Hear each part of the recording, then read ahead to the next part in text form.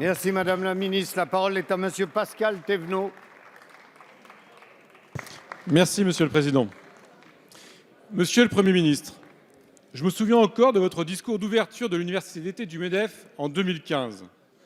Vous affirmiez que, je cite, « La France a besoin de ses entreprises, car ce sont elles qui créent la richesse, ce sont elles qui créent l'emploi. » Vous mentionnez aussi qu'elles contribuent à l'aménagement et à la cohésion de nos territoires.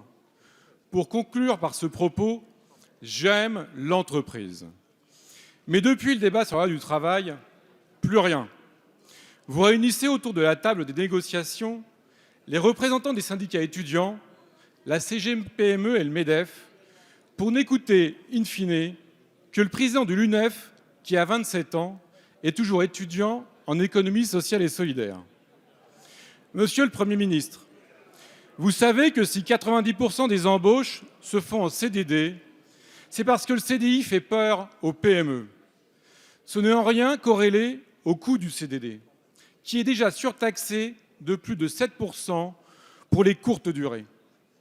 Alors, pourquoi vous immiscer de force dans les discussions des partenaires sociaux qui sont pourtant seuls à détenir la responsabilité du financement de l'assurance chômage? L'improvisation de votre annonce a même provoqué un désordre d'ampleur au sein de vos rangs.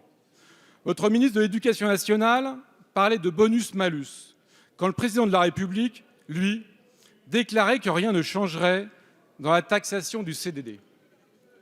Monsieur le Premier ministre, les mesures visant à renchérir l'embauche en CDD n'ont permis ni d'endiguer leur progression, ni d'améliorer le financement de l'assurance chômage. Pire, elles ont eu pour effet des effets néfastes sur l'emploi et la compétitivité française. Quelles raisons vous poussent donc à penser que cette mesure aurait aujourd'hui des effets la parole positifs? est à Madame Myriam El Khomri, ministre du Travail, de l'Emploi, de la Formation professionnelle et du Dialogue social. Merci Monsieur le Président, Mesdames et Messieurs les députés, Monsieur le député Pascal Thévenot. En effet, les partenaires sociaux, il y a 3 ans, à travers l'ANI, ont souhaité moduler les cotisations d'assurance chômage, c'est-à-dire exonérer partiellement pour 3 à 4 mois selon la taille des entreprises lorsqu'il y a un recrutement en CDI d'un jeune de 26 ans et en même temps appliquer une surcotisation pour les CDD. La réalité aujourd'hui, c'est qu'il y a un bilan bien sûr à mener de cette expérimentation. Elle avait été après inscrite dans la loi de sécurisation de l'emploi. Et bien évidemment, ce qu'a dit le Premier ministre, et je tiens ici à le rappeler, c'est que les modalités pratiques de cette modulation relèvent et relèveront toujours des partenaires sociaux. Mais je crois qu'il est important de se dire entre nous que nous avons dans notre pays, en effet, une problématique qui sont les CDD particulièrement courts. Je vais vous donner quelques chiffres. Le premier, c'est que 70% des CDD dans notre pays sont des CDD de moins d'1 mois. Pire, 50% le sont de moins d'1 semaine. Et quand vous corrélez à ça le fait que 82% des embauches en CDD sont des réembauches, vous pouvez imaginer pour toutes ces personnes qui collectionnent des contrats particulièrement courts avec des périodes de chômage qu'il y a à la fois une difficulté d'accès au crédit, d'accès au logement et que donc l'enjeu de cette réflexion qui est actuellement menée par les partenaires sociaux est de voir, de tirer les premières expériences de cette surcotisation, de cette modulation qui a été mise en œuvre. Nous ne parlons pas de surcotisation, nous parlons de modulation en effet.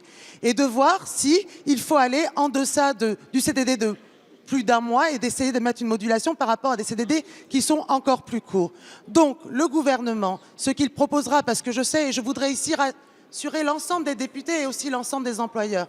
Notre pays a besoin des CDD, mais il y a une hyper-précarité et donc le gouvernement donne un signal politique en disant dans un article qui sera discuté bien évidemment avec l'ensemble des parlementaires qu'au lieu d'avoir cette possibilité de moduler, cette possibilité, nous souhaiterions la rendre obligatoire. Merci. La séance des questions au gouvernement est terminée.